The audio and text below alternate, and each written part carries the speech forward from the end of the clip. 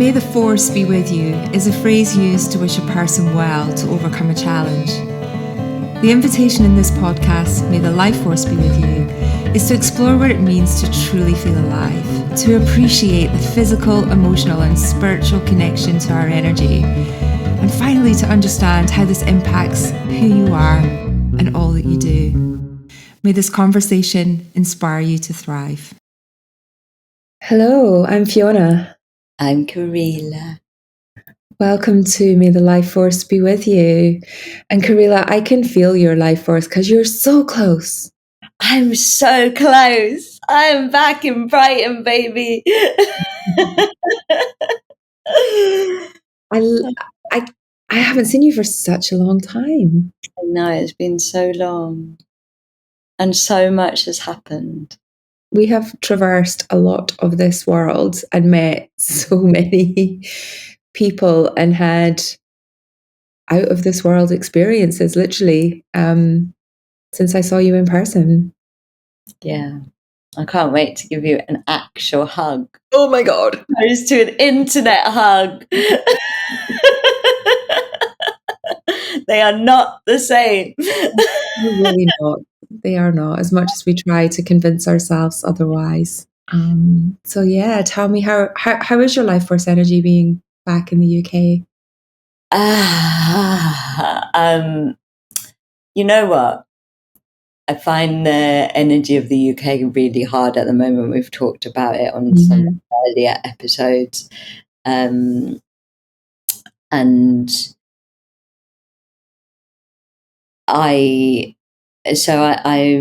it's interesting being back because it's like, how can I put it? I feel like I'm definitely meant to be back for the next couple of weeks. And really it's to do some observation of how much I've been changed by the journey that I've just been on. And it's almost to come back and not belong here or not fit in here, if that makes sense. 100% makes sense.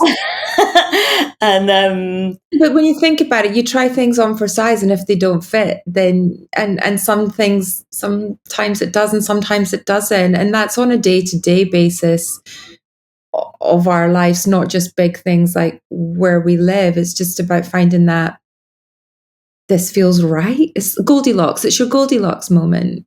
It is my Goldilocks moment. And, you know, it's very weird having Brighton not fit, because Brighton did fit for a very, very long time. And Brighton definitely will always hold a place in my heart because it is a very, very special place.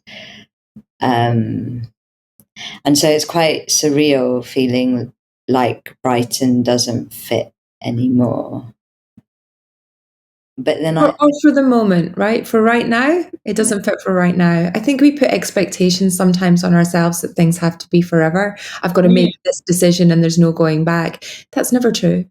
No, and actually one time I left Brighton, went off on one of the dressless adventures and circled right back around to Brighton and was like, Brighton is exactly where I want to be. So, like... Let's not put pressure on any of those things, because in every moment you can make a different decision. And there's choices in every moment, so it doesn't have to be forever at all.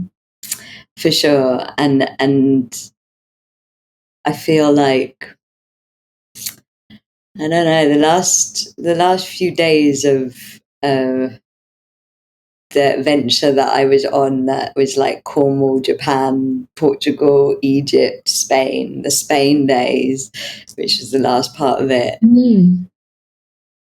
like really made me understand,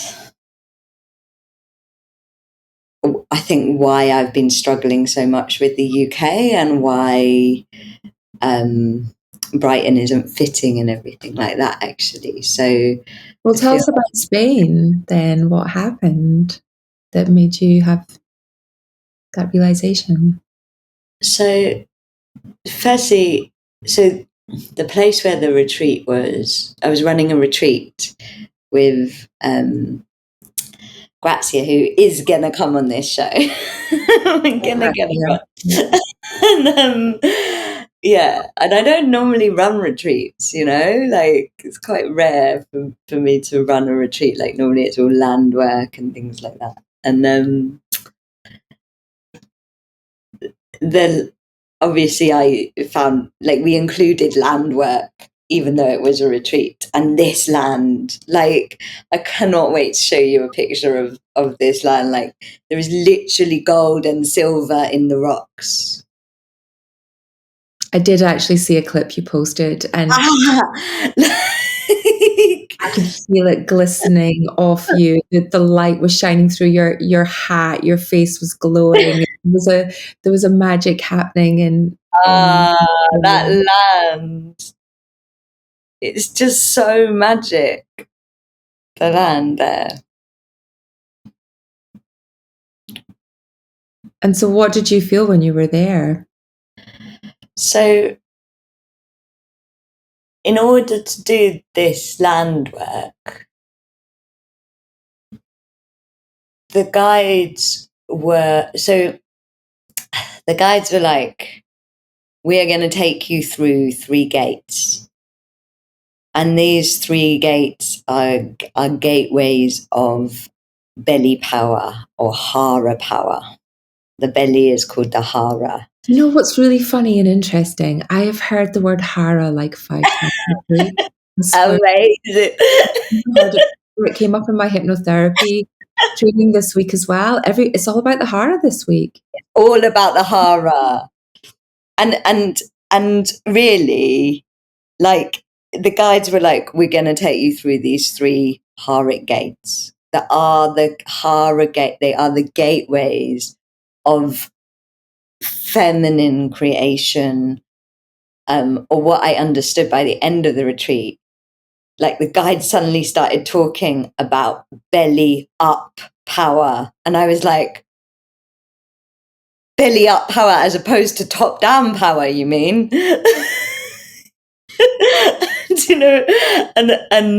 And suddenly I was having all of these amazing realizations about, we talked about top down power.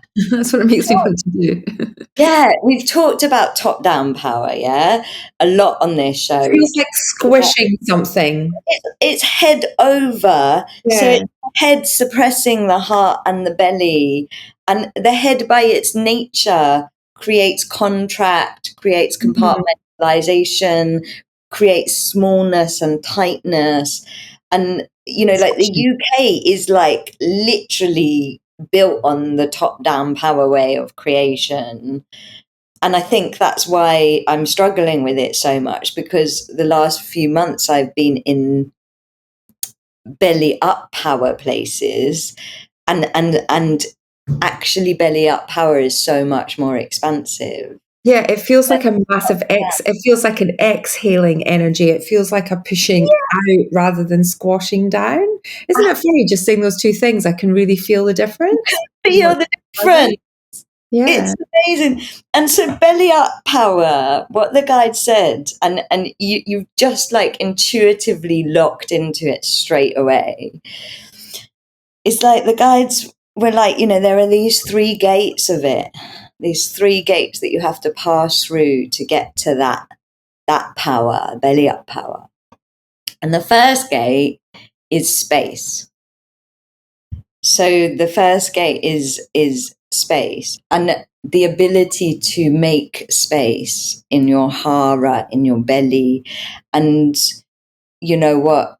Some of the guidance that was coming through was just so profound. The guide said that security from this model, from this point of view, is having space in which to grow. And insecurity is the feeling of not having space in which to grow. And it is caused from contract. from being contracted to things that you don't want to be doing, that you feel in contract with. And, they took us through this like releasing of the contracts in the Hara Center. And as we did, you really felt how much space your belly is able to hold, and how incredibly infinite the belly can be. And then what they said, it was so beautiful. They were like, your heart is so big. Your heart has the capacity to love beyond life. And so there aren't many things that are actually big enough to hold space for your heart. But space, because of its infinite nature, actually can hold space for your heart. So your belly, when it's not contracted, when it's spacious, is able to hold your heart. And then you can come through a place of being heart held, which is such a different way of being than being unheld. Like what I was saying is top-down power is like the head is not big enough to hold the heart. Mm-hmm. And so it all it can do is suppress the heart. All it can do is compartmentalize and contract and make small. And so top-down power society, top-down power way of being creates a sense of being unheld. Yeah, I can feel all of that, and I get a sense of like the heart is so much bigger than the head, so much bigger, because the heart is more, we talk about these things like there are organs and your heart and your chest, but actually heart is so much more than that. It is actually life force. Yeah. That's what I'm hearing. That's what I'm feeling. You're like looking into this wisdom. You keep getting there before it's amazing. Because the second gate, so the first gate is space. Maybe I'm your guide, Karila. What? Maybe I'm your guide. You are one of my guides. Okay, tell me about the second gate. The second gate, as you have so wisely guided, is love. Mm-hmm. From this point of view, love is space that is full of energy. And so only if you're held, and what the guys were saying, again, it was so beautiful. They were like, support is how you have the strength to hold the energy of love. Like if you are not supported, you do not have the capacity to hold energy inside of you. And so the belly up way, the feminine way, it's also about really supporting yourself in order to have the strength to be full of energy, which is to be full of love. Mm-hmm. And is that inner strength? Is that community strength? Like where is that support? What did you feel guided for? I just realized that, like, again, our individualistic society, our top-down way of being, it doesn't celebrate support. It makes you, it looks at needing support like it's a weakness. Whereas actually, what it did was completely reframe support for me and give me permission to be like, actually, if I'm going to hold my capacity to love it, because holding energy is a lot. You need to be really strong to hold energy. Like if you think of it in terms of physical fitness, the stronger the muscles are, the more energy you can hold, Mm-hmm. And it's like,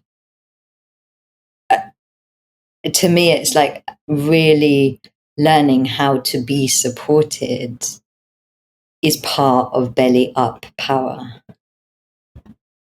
because you can't actually be at full capacity of your heart and your love unless you are fully supported. Yeah, I feel that. And I love that you say that support is not a weakness, it's not a weak point, it's a strengthening. If you flip it around to it's a strengthening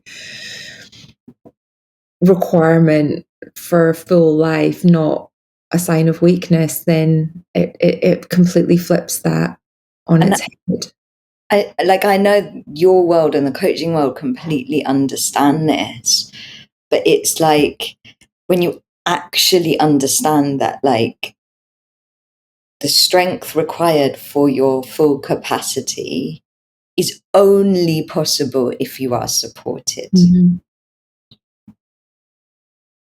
Yeah, Then and it that comes stops with creating being a your own scaffolding, right?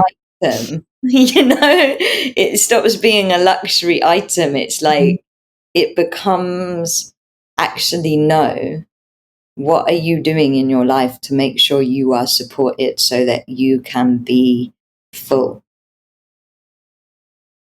Yeah. And that to me is where self kicks in first.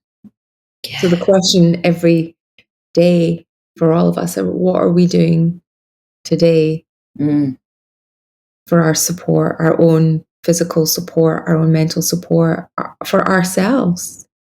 And where are we putting our energy, our time, our money, our resources into creating more support? Again, the top-down power way is very like at the expense of support often. It will choose profit over community, for example. So I don't know whether this is the direction the conversation is heading, but it's kind of, I'm sure, on the minds of everybody in the UK when this episode will go out, and there's an election coming, right? And I feel like we just privately had sort of reflected that we were getting slightly more political in some of our podcasts and statements, and now it's kind of hitting us square in the face over the next 5 to 6 weeks. And it does lead me to question, how much decision making is made from the heart, how much decision making and power is led from the head. And you can just see it. It is like headless chickens. It's what it's like watching, where it's just devoid of any heart. And there's talk of support. It's one of the most common phrases, but it doesn't have any sense of meaning behind it in the way that you're talking about. Look what's happening to the NHS.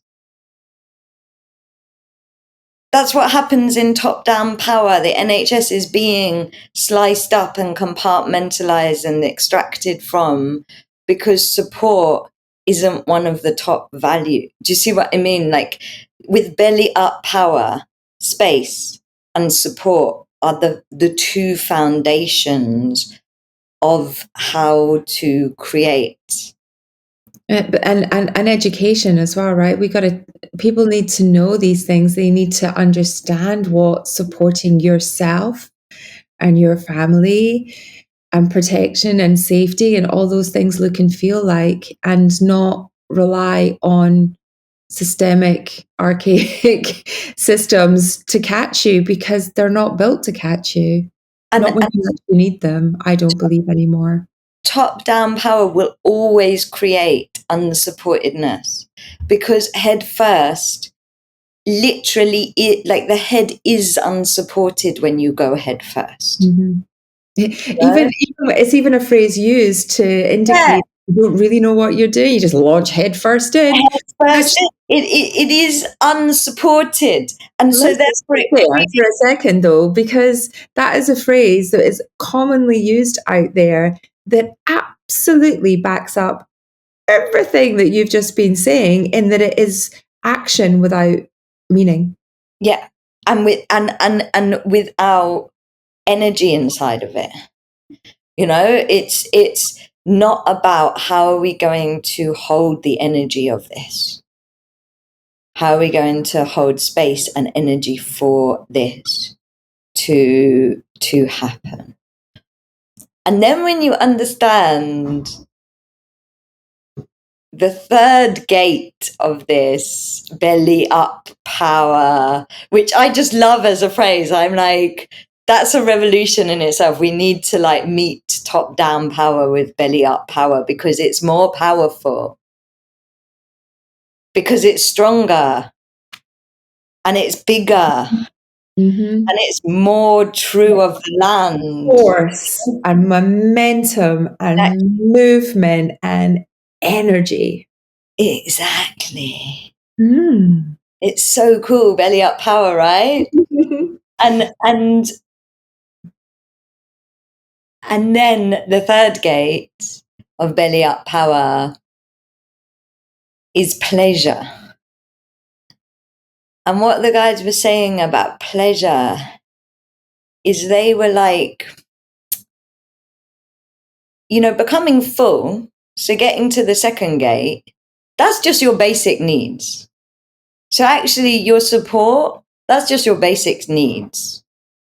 Like anything before fullness is because your fullness is you becoming yourself, yeah? And so anything below that is just your basic needs. And, you know, if you're not supported, essentially you're not going to be your best self. And then you're going to be operating from lack and unheldness and, you know, not, you're going to be in survival mode, mm-hmm. basically, because your basic needs are not being met. Because your basic right as a being of this earth is to be supported so you can be full. And that is physically, emotionally, in community, spiritually. Because belly up power is Gaia's law. It's Mother Earth's law. And then pleasure. It's so cool. They were like, pleasure is the moment that you stop receiving for need.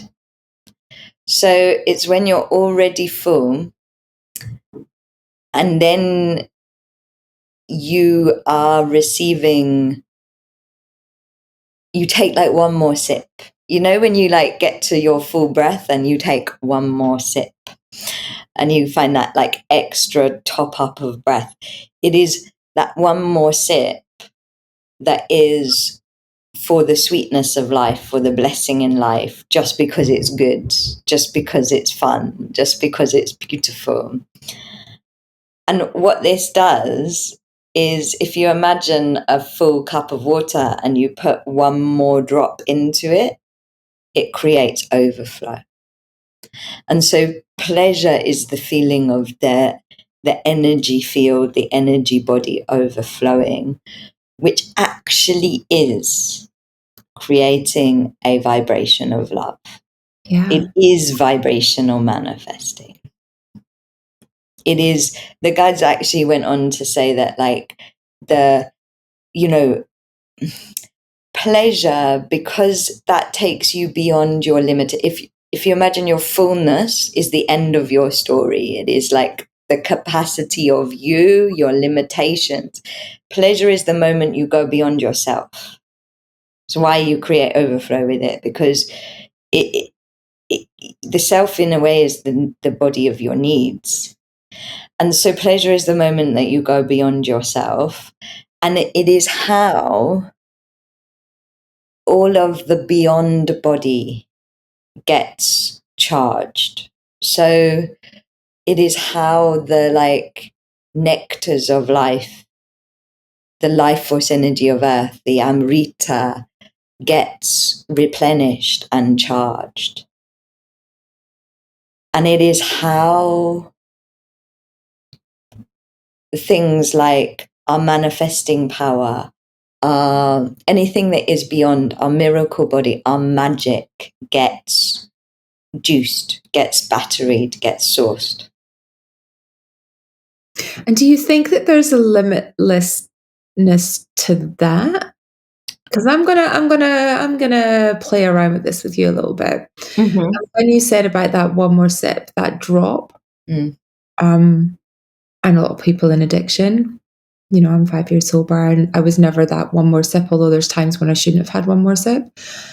At what point does that come back into being overwhelm and discomfort again? Because two more sips, like there's an edge, or is there an edge?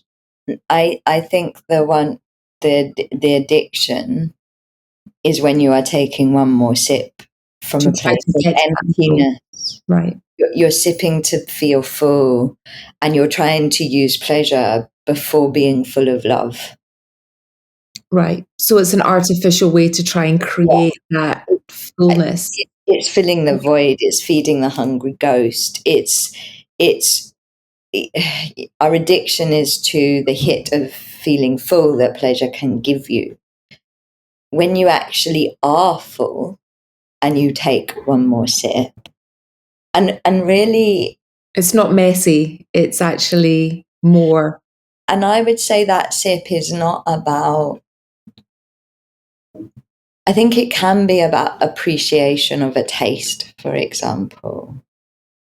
But actually, since that guidance, I've been playing with it of like remembering to also just appreciate the beauty of a sunset, or Yeah.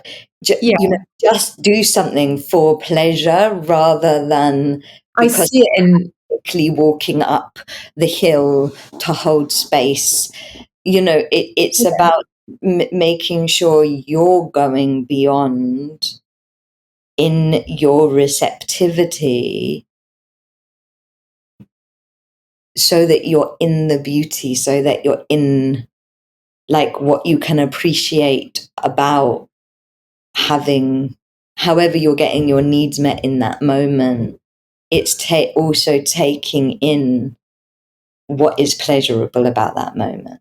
See, that's interesting to me what you just said there, and that it's about. So I'm feeling it when you are feeling my way through what you're saying, and I agree that one more sip of whatever it is that you're chasing in the pleasure when your cup is empty is what then leads to that.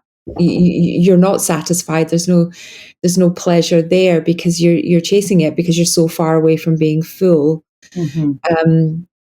And then when you only need that tiny little sip. And that sip in itself, for me, and what I'm currently practicing, is just that appreciation of being full. All it takes is just that, it's that little glimmer of appreciation, gratitude, feeling of fullness, and just that little kind of moment. And it's that recognition of the experience of the sunset, of whatever it is that you're looking at, that is actually the one more sip. And I think it's not just about like necessarily eating. No, If you take food, it's not about eating beyond being full. no. It's about making sure you're enjoying and appreciating the taste of the food, the love that's been put into the food, the pleasure, Mm-hmm. so that you are not just eating to satisfy your hunger. Yeah. Do you see what I mean? Like, so that you are eating beyond that way of eating to survive, because we've all done it. We can all. Somebody was talking to me recently about like standing up whilst eating. Do you know what I mean? Like we can all just eat for need.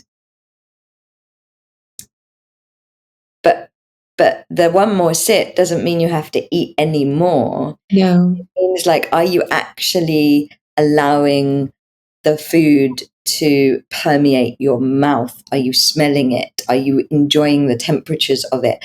Are you having a sensorily? Are you having pleasure from Yeah. it? Are you having a sensory sip Yeah. of the experience? And are you having, like you say, pleasure? Because it's the pleasure that will generate overflow Yes. in your body. And this is the vibration of overflow. So if we want to live in overflow rather than lack, pleasure and this one more sensory sip of an experience is really important for that. Mm-hmm. And again, top-down power tends to, because of its nature of compartmentalizing and so top-down power creates through contract. The mind creates contract. That's what it does. And the nature of contract doesn't allow for pleasure. You know, that's why top-down power societies, you're like working harder and harder for less and less. Mm-hmm. Whereas belly up power is, the whole process of it is into a state of pleasure.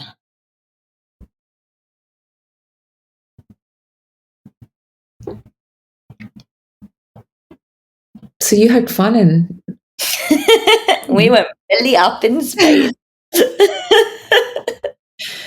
you went belly up in Spain. That's real food for thought. Excuse the pun. For us all in this time, isn't it? And to think about just how our life force energy is feeling and where our intention around the day is coming from. Is it head first? Are we literally running head first into the day, or is there just a little bit of grounding, a little bit of reset, a little bit of self-acknowledgement and awareness that we can do as we go about our day to day that just feels a bit more belly first, belly up than head first? And it's just those tiny little tweaks that and moments of recognition that we can create throughout the day that will start to attune us to where we are really coming from as we get up in the day and go about whatever it is that's important to us. And I think that if you remember the order of it, because what happens in belly up power is the space that your belly has the capacity to hold has the capacity to then hold your heart.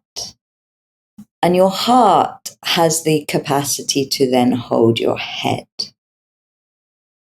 And when the head is held, this is when it stops trying to compartmentalize, contract, control, and actually becomes imagination. And the power of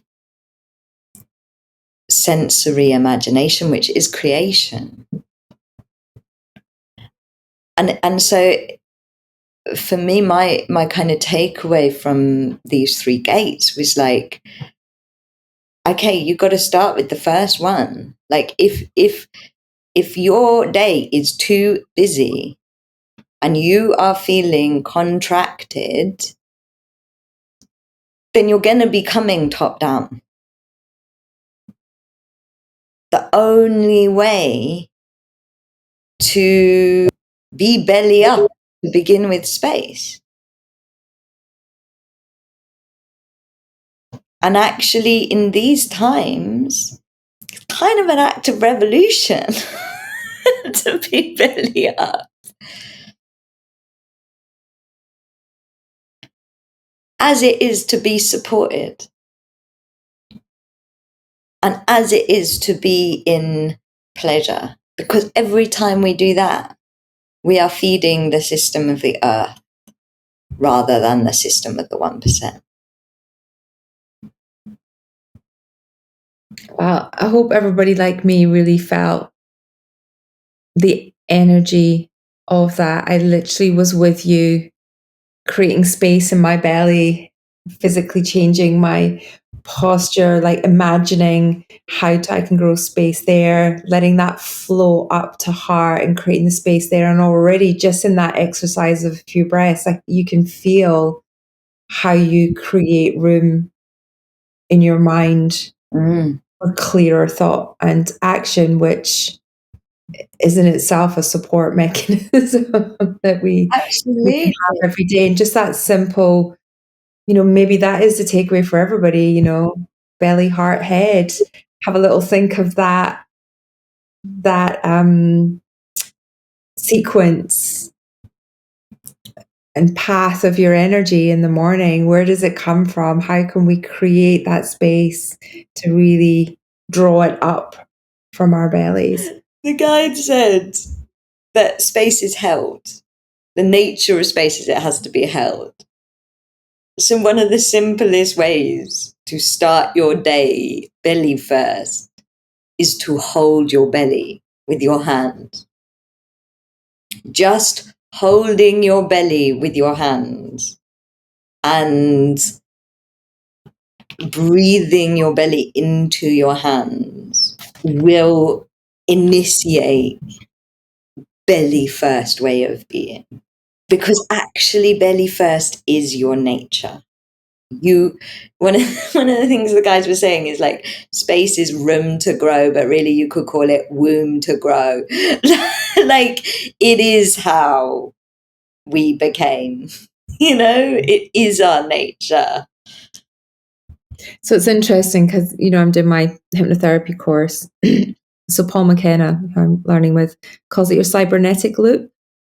And it's how your body mind kind of loop that you get stuck in. And so there's a technique where you have a 1-point focus and you put your hand on your belly, and it's a reminder to put your brain into your belly. So get out your head basically and focus on your belly, and it almost immediately dramatically reduces overwhelm, stress. And it's a really powerful hypnotic or hypnosis technique, which is all connected to our cybernetic loop. And can you explain the cybernetic loop? No, because I'm not an expert, but as I say, it's a connection between your mind and your body, and being able to kind of have, I think we also had with Susie Smith when she was talking on her episode around breath as well. It's a way for us to be able to, calm our thoughts, use the power of our body, where 80% of the signals to our brain come from our body, not the other way around. So by creating physical change, we're able to create the space that we're talking about, to have a different thought, to make different choices, to make better decisions, to reduce the overwhelm and stress of the narrative that we're telling ourselves that we feel. So they're all system breakers, effectively. Amazing. Such simple tools, and amazing that it crosses over into hypnotherapy, which is all about mastering the top-down power. It's amazing. Yeah. So don't ask me any complicated questions about it yet. Don't ask me. I'm so excited to hear about your hypnotherapy course. Well, it's very, very exciting, but and it's so powerful. It really is. But I don't want to speak out of turn of, while I'm still learning, because it is a really powerful tool, and I don't want to say anything out of turn. Not that you can, but you know what I mean? I'm not comfortable sharing yet. I want to make sure that I'm comfortable before I put it out there on a podcast. Which is total belly up way of being. Yeah, I'm not being led by ego. No, that's you being like, I need to be supported, I'm an expert, comfortable, and able to share this. It's belly up power. So thank you for demonstrating. Now my ego will go off and have a good, sob, because I felt I couldn't answer it. Oh my god! No, thank you for sharing that with us today, and I took it off piste at the end, so I apologize, everybody. Hope you stayed with us. But I don't apologize. I love that you brought that in. I'm going to spend every morning now be more aware of creating that space in belly and seeing where that wants to lead the day rather than the head. So belly up power, the 1% better watch out. Bombshell. I would like, if it's okay, to end with a piece of writing. So while we were doing this like journey with the Hara and the gates, at one point Grazia read a page from a book called the Radiance Sutra, and it's just so beautiful, and I feel like it should be part of the belly up power activation. The air I'm breathing was exhaled in ecstasy by an ancient sun. The earth I am standing on was born of cosmic fire. The blood flowing through my veins is as salty as the primordial ocean. The space permeating my body is infinite as the space all around. Above, below, to all sides, within, the elements of the universe are engaged in their ceremony of delight. This is my religion. The attraction between suns is the same as the love pulsating in my heart. Thank you. And thank you, Grazia, as well, for that contribution. And, we will have her on the podcast soon. We're going to have you on, Grazia. We'll see you soon for a real life hug. Until then, may the life force be with you. We hope this conversation has topped up your life force energy. If it has, then please help us spread the life force. Like, share, subscribe, all of that. And may the life force be with all of us.